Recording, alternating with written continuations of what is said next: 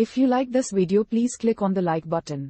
Comment with the names of the movies you would like us to cover next. Click the subscribe button and press the bell icon to get notified of our latest creations. We cover 100 movies from around the world every day. To advertise with our channel, reach out to us. Our contact information is on our channel page. Now, let's move to the plot of this movie. Beau Wasserman is the son of a famous and wealthy businesswoman, Mona, who is responsible for building a large conglomerate empire. He grows up without a father, who his mother says died the night Beau was conceived due to a heart murmur caused by an orgasm. As a teenager on a cruise trip with his mother, Beau meets and falls in love with a girl named Elaine. The two kiss and promise to remain virgins until they meet again as adults. As an adult, Beau is extremely anxious and living alone in a crime-ridden city.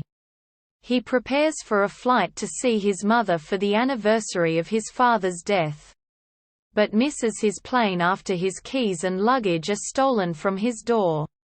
Beau calls his mother to explain the situation, but she dismisses him, after having been locked out by deranged homeless people for the night.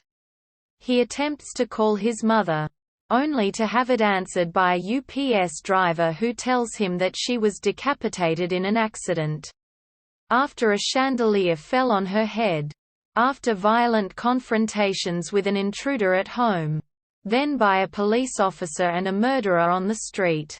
Beau is hit by a food truck. Beau wakes up wounded 2 days later in the house of a married couple, Grace and Roger, who live with their angsty teenage daughter Toni, and care for an unstable veteran named Jeeves, who was their late son's battle buddy until he was killed in action.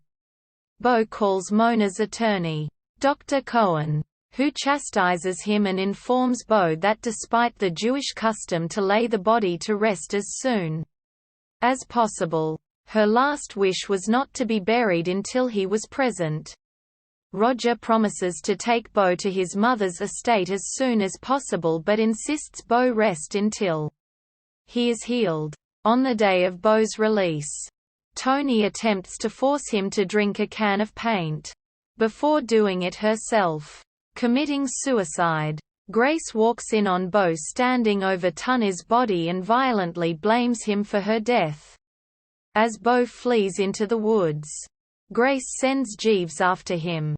Lost in the wilderness, Beau comes upon a group of traveling theater actors named the Orphans of the Forest. He is invited to their rehearsal and becomes entranced by the play, imagining himself as the protagonist, who spends his entire life looking for his family after they are separated by a flood. A man approaches Beau and informs him that he knew his father, who he says is still alive. The troupe is ambushed by Jeeves, where he slaughters several actors in the process. Beau flees deeper into the woods. Beau hitchhikes the rest of the way to his mother's estate, only to find that he has just missed her funeral. Beau is awakened from a nap when a woman arrives late for the service, and realizes it is Elaine. They reconnect before having sex. Beau is terrified that he is going to die upon climaxing but is relieved when he survives.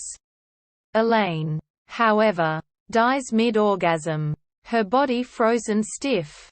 Mona then appears from the shadows and reveals that she has been alive and spying on him all along his journey. She guilt-trips Beau for supposedly not loving her enough and he demands to know the truth about his father. Mona takes him to the attic, where Beau learns that he not only has a twin brother, but that his father is actually a giant penis-shaped monster. At that moment, Jeeves breaks into the house and is killed by the monster, after further degrading from his mother. An enraged Beau briefly attempts to strangle her before she collapses. In shock, Beau leaves the estate on a motorboat. After entering a cave, the boat's motor begins to stall, and he suddenly finds himself in a crowded arena. He is put on trial for perceived slights against his mother, with Mona and Dr. Cohen acting as prosecutors and a cheap lawyer defending Bo. With his feet glued to the boat, Bo tries to fend for himself and appeal to his mother, but she does not respond. Realizing he is completely hopeless in his situation, he decides to accept his fate. The motor explodes, capsizing the boat and drowning Bo. The crowd silently leaves the arena with Dr. Cohen and Mona, who sobs uncontrollably.